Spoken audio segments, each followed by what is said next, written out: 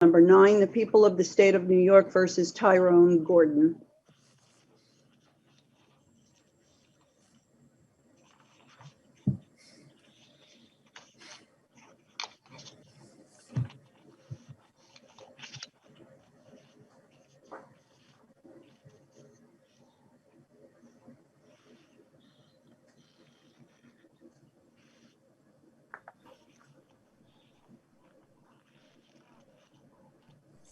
Good afternoon, Council. This is Appeal Number 9, the people of the state of New York versus Tyrone Gordon. Council? Good afternoon. May it please the court. My name is Guy Arcidiacono. I'm appearing on counsel to Timothy D. Cinney, the District Attorney of Suffolk County. At the outset, Your Honor, with your permission, I'd like to reserve 2 minutes of time for rebuttal. You have 2 minutes, sir. Thank you. The hearing court's order grants a greater expectation of privacy in a search of the curtilage outside the residence. Chief, can we ask counsel to just either speak up or somehow adjust to, I'm having difficulty hearing him. Yes, of course. Council, maybe perhaps a little closer to the microphone. Okay. I hear you fine, actually. Is that better? Yes. Thank you. The issue before this court is a narrow one. Does the phrase entire premises in a search warrant designate all searchable areas within the curtilage, or is it the equivalent of residence, house, dwelling, or some other limiting designation? We're asking this court to hold that the use of that term, entire premises, permits a search of the house, the curtilage, and containers located both inside and outside the residence. But that would be permitted under under the Ross case out of the Supreme Court of the United States. Yes. Correct. Yes. So now the question becomes, is there some different rule under Article 1, Section 12 of the state constitution? And if so, how has that argument been or not been properly developed both at the Supreme Court and the appellate division? Well, I would say, first of all, under Article 1, Section 12 of the New York Constitution, this would be permissible because the limiting factor here is probable cause. That's the safeguard. And so we're not asking the court to create a search where one wouldn't be permitted now. What we are saying is that term, entire premises, should permit a search outside the home that's equivalent to the one that's permitted inside the home. And again, the safeguarding factor is probable cause. In the case here, Counselor, do you agree that Ross didn't directly address the issue presented here, although it has been interpreted that way by the federal courts? The United States Supreme Court hasn't actually addressed the vehicle issue in the context of Ross. well, I guess we would say it sufficiently did, and that has been developed in federal cases across the country, including the Second Circuit.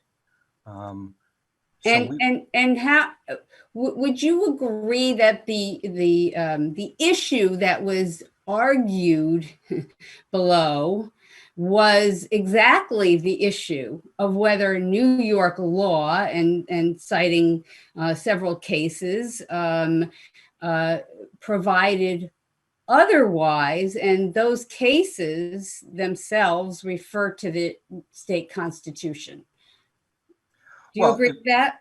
Well, I would say that those other cases were distinguishable for a variety of reasons. Well, that may be the case. I'm just trying to get to Judge Feynman's question about whether, and it seems to me also the cases below decided this case based on New York law, but whether the issue of New York law being different based on our Constitution was raised and argued and addressed. Well, by the hearing court here, yes, it was addressed.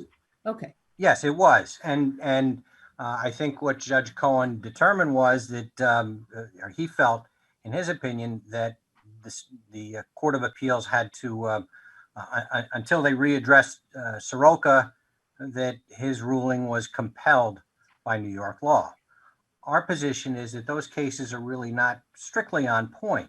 Soroka involved a tax case where the officers had a warrant to search a van.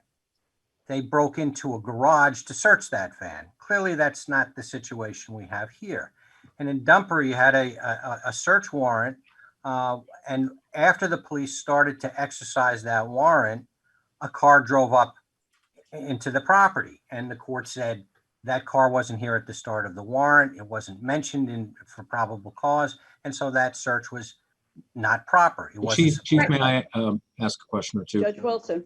So, are you making a distinction between then cars or vehicles that arrive at a property while the search is going on, and ones that arrive a minute before, or 5 minutes before, or 10 minutes before? Well, if you read Dumper strictly, I think that's the conclusion that you might reach. Well, I But guess we're not asking. let me ask you a different way then. What is, if you have a premises warrant, and let's assume the premises warrant is valid, is it your view that you're allowed to sue any vehicle that happens to be on the premises at the time the warrant execution starts? Well, under the facts in this case, yes. No, I'm asking about a general rule, not the facts Just of this a case. car I'll get to the appears- facts of this case in a minute. It might depend on who the car was registered to, when it got there. So if it's a whether the FedEx warrant- vehicle, maybe not. I'm sorry, Judge, I couldn't. So hear you. if it's a FedEx vehicle parked on the driveway when the officers showed up, maybe not. Possibly not. That's right. So So why would registration matter? well, in this case, you have, well, really, there are two cars, and they obviously have different circumstances. Starting with the car in the backyard, that car was the functional equivalent of a container, no matter how you look at it. And also raises the question, when is a vehicle no longer a vehicle? Because it didn't have a registration, it didn't have license plates, it was described by defense counsel as inoperable. But did they know that before they brought the search warrant application to the magistrate? It's not specifically mentioned in the warrant, so I don't believe the record really So- establishes whether they did or did not. So doesn't your rule leave that up to the discretion of the officers that are searching rather than establishing probable cause before they go there? If you're making a distinction, then don't they have to show that the vehicles that they search meet, fall within that category? Well, again, in this case, you have this car, it's seated on the property. The house itself in the warrant application is described as being occupied by Mr. Gordon. And so certainly there's nothing to suggest that that car was not his. But Being unlike containers, that are somewhere, vehicles seem to me to be inherently more transportable. It's so much more likely that it could be the vehicle of a visitor, or it could be a relative, or it could be a friend. There are just so many possibilities because vehicles come and go all the time. Closets don't come and go, and containers certainly can, but vehicles just seem like an inherently different object to me. Well, What if it was, I'm sorry, Chief, what if it was a wheelie bag? What if it was a bag that had wheels on it? Would that make it a different kind of container? Because it can be taken in and out of the premises? Well, and I guess that's really what the federal courts have said, that really any vehicle on the property, on the curtilage, is equivalent of a container. Yeah, and I'd like to go back, though, to this issue of the state constitution.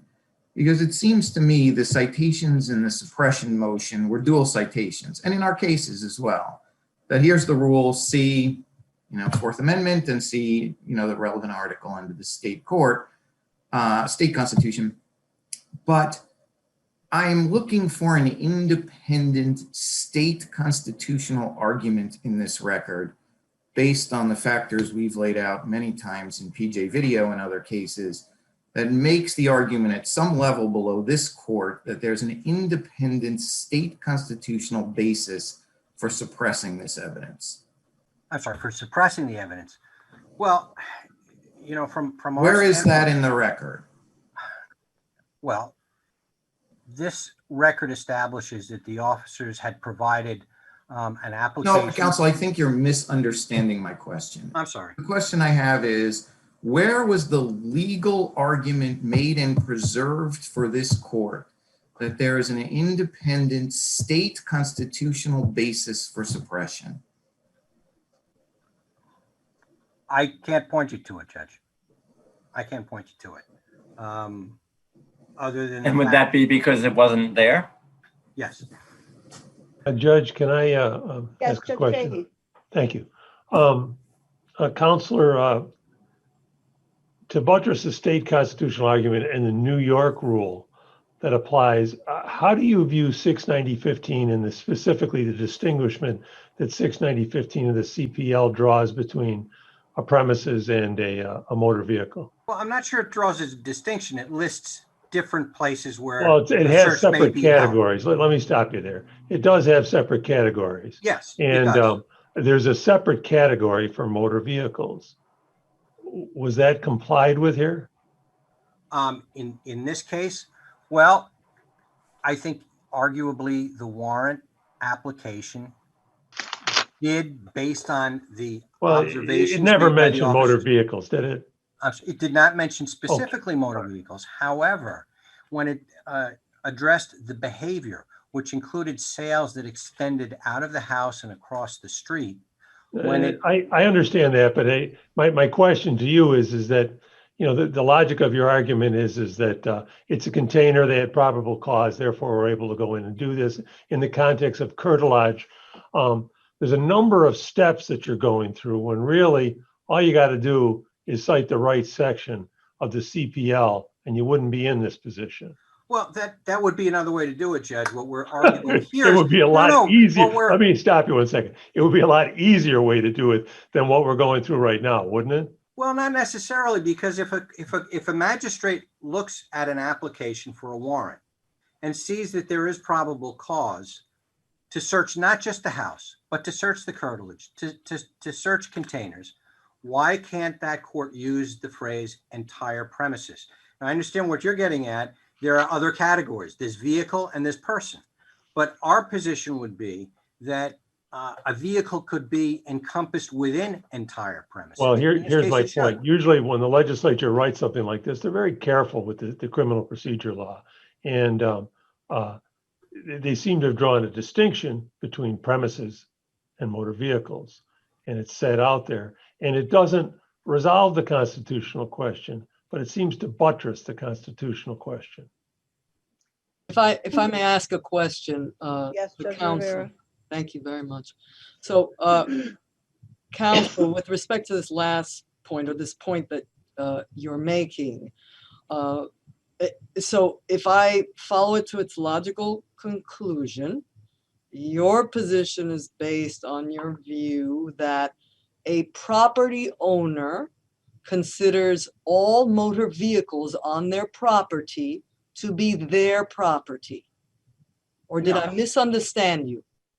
No, yes, you did misunderstand me, Judge. If you would clarify then. I'm sorry. Well, in this case, there is no argument that the car in the back that really wasn't functioning at all was owned by the defendant, and that the car in the front on the driveway was his cousin's car that he had permission to have. So certainly, while he had And that when was permission, when was that presented to during the warrant application? it was. It's not specifically in the warrant application, so we So can't know whether it was or not. excuse me. So if an owner doesn't believe that a car that's on their property is part of the property and they own it, why would the magistrate or judge deciding the warrant application jump to such a conclusion? Well, it certainly shouldn't be what's in the subjective mind of the defendant, whether the car is his or not. In this case, it clearly was controlled by him, and so the warrant was proper. clearly the car in the back. Who knew that? But I'm saying, perhaps I'm not being clear now, but when was that presented in the warrant application? Yes, it doesn't say whether it was presented. It's silent. So we don't know. Thank you, counsel. I would, Thank you, counsel. thank you. Counsel? Good afternoon, Your Honor. May it please the court, Jonathan Manley for respondent Tyrone Gordon.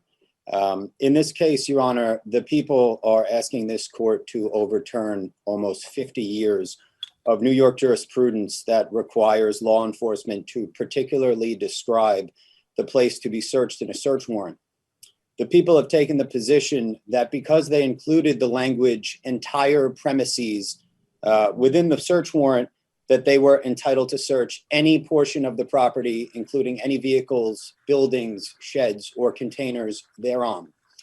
The Well, first, how would you So interpret counsel, entire if premises? there is a warrant to search for illegal drugs in a house and the surrounding property, what if any limitations, we're talking about in a narcotics trafficking case, what if any limitations are there to search the outside property in your mind? I believe that the initial limitation is that they have to provide probable cause to search the entire property. In this particular, Assuming that the magistrate received the proper information from the affirming officer that there was narcotics activity going on in the house and outside the house, what limitations are there well, Judge, in in your mind? in There's this a car there, there's a shed there, there's a trunk out, next door to the garage.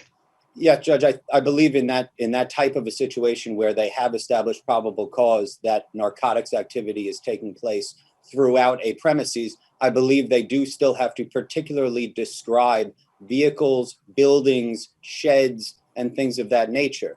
But in this particular case, there is absolutely no facts that support probable cause that there was any illicit activity going on but for at the actual building and the So, residence. Chief, if I may, Yes, Judge Feynman? before you get back to the particulars of this case, as a general principle, how do you square what you just said with United States v. Ross, or Well, the Ross case?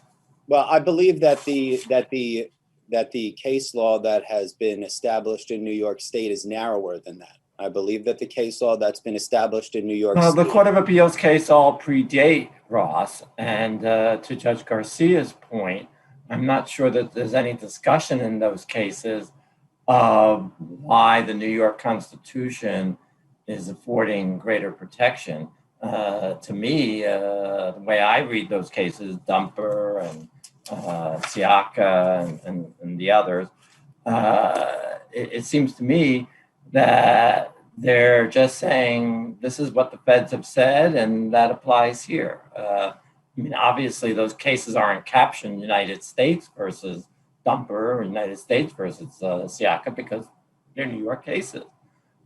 But I don't see where those cases are applying a different rule than the federal rule. Well, the rule that they're applying is that when you have a search warrant and you are making the request for the search warrant, you must particularly describe each area that you intend to search. And each area that is intended to be searched must be supported by independent probable cause.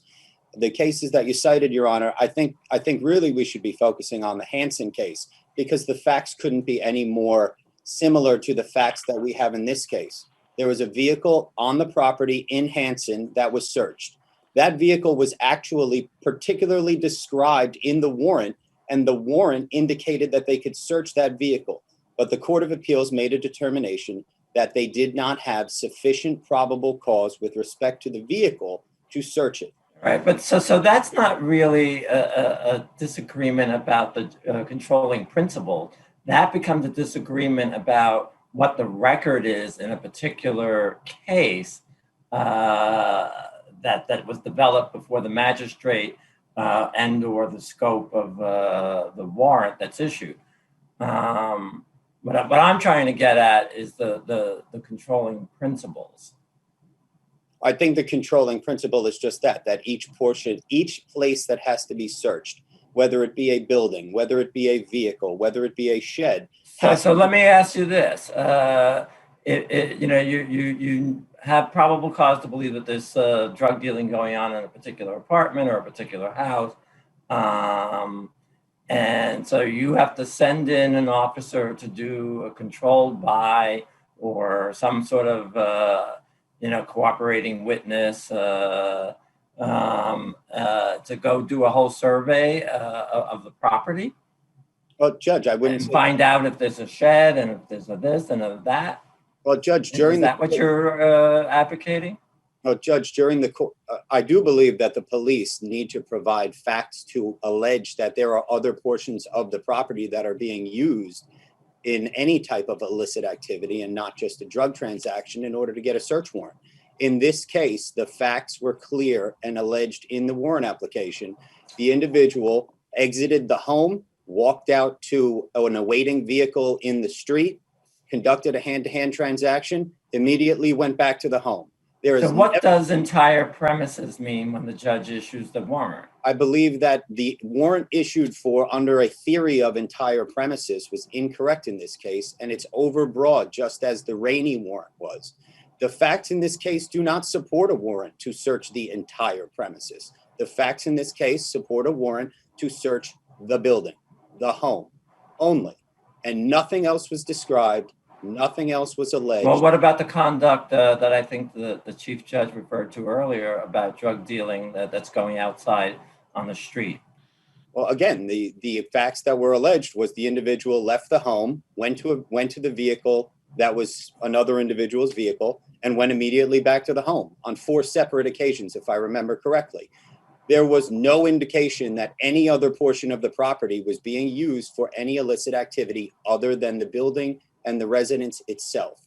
The term entire premises cannot just be generally thrown around, and the Rainey court established that.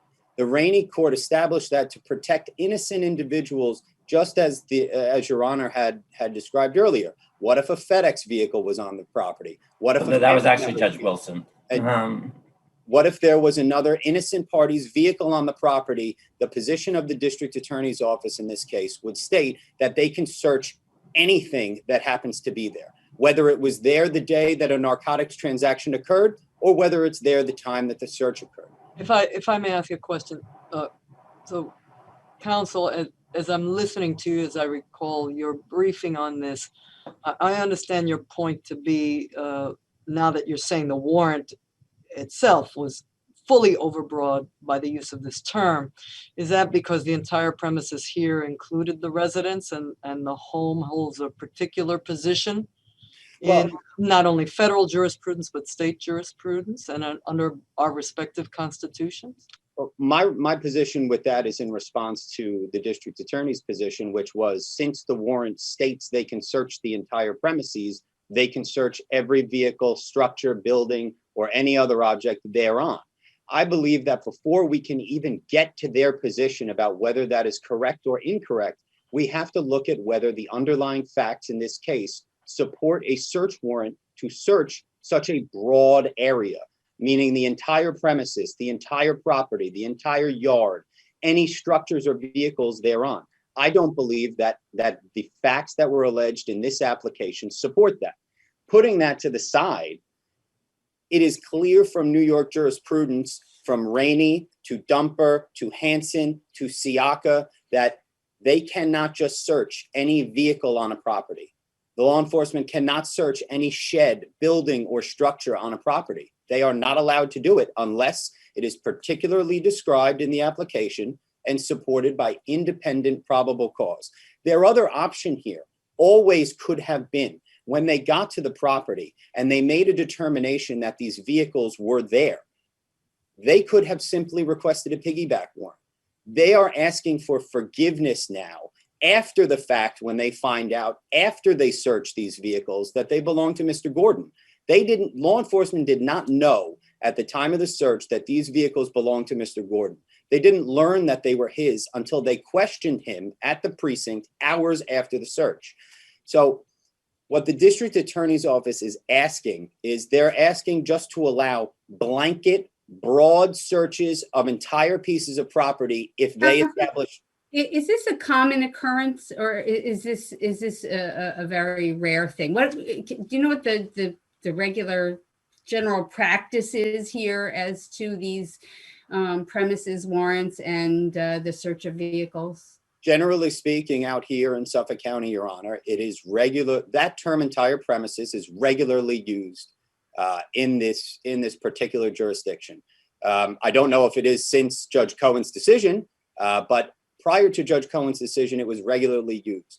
The Chief, issue can I ask a question? Judge Garcia? It seems to me, looking back at these cases in Siaka, this particular issue, Siaka's the closest, but has never been here. I think Rainey is a much different case in the sense that there were two separate residences raising very different issues, it seems to me. But Siaka gets close, at least in dicta. They're all, I think, as Judge Feinman pointed out, pre-Ross cases. And it seems in looking at that New York case law, what we were doing, as we do often, is saying, here's the constitutional floor, and here's, this is what's required. See Fourth Amendment and the equivalent under the state constitution. I think saying that there's this kind of two-part support for this finding, but not really analyzing it separately at all. It's a parenthetical cite. If, assuming for purposes of this question, if Ross changed the constitutional analysis there, saying that Fourth Amendment site is no longer valid, that the Fourth Amendment permits this, and I think many federal courts, or the Supreme Court again hasn't hit this particular issue yet, what is this argument based on our Constitution that we should continue or find now as an extension or an application of that rule that this search was unreasonable? What is the independent state constitutional basis, and where can I find that argument in the record? Oh, Judge, I think that we should start with CPL 690-15, which specifically delineates vehicles from premises from person. And if you look at the particular warrant in this case, the warrant specifically delineated the search of Mr. Gordon's person. It also specifically delineated the search of the premises. It didn't mention the vehicle. And that is something unique to New York State, Your Honor. New York State CPL 690-15 requires. And was that argument made below? I believe it was. I believe that 690-15 was a part of the motion papers, Judge. I don't believe that it was specifically referenced in the judge's decision, but it was certainly referenced within the papers for the initial motion and for the briefs in the second department. What I remember seeing, and I could be wrong, is in the memorandum of law and support, there's a parallel citation, again, along the lines of what our case law does. But I don't remember seeing any independent argument that either New York statutes or the history of the Fourth Amendment equivalent as incorporated into our Constitution in 1938 somehow provides for a greater level of what otherwise apply under the federal Constitution. I think that the reference to CPL 690-15 would satisfy that, Your Honor. New York State specifically delineates vehicles from premises. And going forward with the natural flow and progression from that, each specific individual entity has to be supported by probable cause. If 690. So let me just understand what you're saying. So every time, defense counsel writes a motion and says the drug should be suppressed, I have standing, makes his factual allegation that he has standing, and the search here violated, the federal and state constitutions and cites the two sections. And if that's all they say, is that enough to later argue a independent state constitutional ground as the federal law develops? I believe it does, establish at least the position that it had been raised earlier under the trial court. Our position here is and has always been that each vehicle, each building, each structure has to be supported by independent probable cause in order for law enforcement to search them. Thank you, counsel. Thank you. Counsel? Thank you, Your Honor. Your Honor, we're not asking that or suggesting that the state should provide less protection to its citizens. What we're saying is that in a situation like this, that if there's enough probable cause to search not just the house, but the surrounding curtilage, which is part of the house, then it should be sufficient to search containers in that area. And certainly that first car. Counsel, Judge, if I may ask, counsel, but doesn't that rule lead to the situation where an innocent person's car is on the property and at the time of the execution of the warrant, it gets searched? And I'm not talking about someone who drove up to buy drugs. This is an innocent, the cousin, not the cousin, the aunt is visiting and not into drugs at all. In fact, the defendant is hiding the drugs from the aunt. Isn't that where your rule leads to? No, actually, Without the probable cause regarding, cars that are coming and going, that any car at the time on the property should be searched, and here's the probable cause for that. I guess, Judge, I'm thinking more in terms of what Judge Feynman mentioned, that the probable cause in each case is a factual matter. That would be a factual matter. But here, and again, I think there is a distinction in this case between the two cars. So then is your rule that, and I'm going back now to something I think Judge Wilson was inquiring of, is your rule then, if it's clearly the defendant's automobile, that's not a problem? If it's on the property, that gets searched. But if it's someone else's vehicle, that's a fact question. Yeah, perhaps law enforcement should have presented in the application probable cause for searching a non-defendant vehicle, someone who's not the target of the search warrant to search their vehicle. Well, certainly in this case, there was a sufficient probable cause to search the vehicles. That may not be the case. I'm sorry, I understand your argument about the vehicle that's in the backyard, doesn't have a registration, appears not to be functioning. Excuse me for one moment on that. But what about the other vehicle? What's the probable cause on that? Perhaps I just missed that in the record. Well, the probable cause for that is that this drug activity extends beyond the front door. It goes all the way out into the street. In fact, it goes across the street.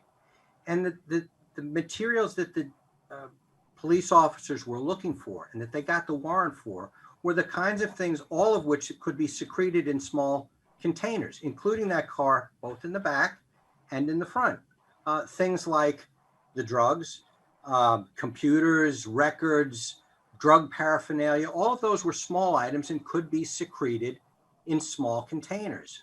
And so in this case, certainly either car would qualify. And as the police laid out in their warrant, the house was occupied by Mr. Gordon. There was no reason for them to think that the car in the front driveway and the car in the back were not his. Is there something unique to drug activity that lends itself to the way you're interpreting what might be the recognition of probable cause of the search warrant? What if it's another kind of activity that is not about secreting small items? Well, then I think it would get back to Judge Feynman's point that it's, a question of fact in that particular case. The last point I just wanted to point out was nobody's mentioned People versus Powers. That's the third department case where the police had a warrant for a garage and were allowed to search the car, and the court termed that to be a container. That is very similar to the situation we have here. So we're not asking that a defendant's rights in New York be lessened in any way. We're simply suggesting that when a court reviews probable cause and finds that there's a sufficient probable cause for a search of the house and the curtilage, that should include containers outside the house, and that those containers should include cars. Thank you, sir. Thank you.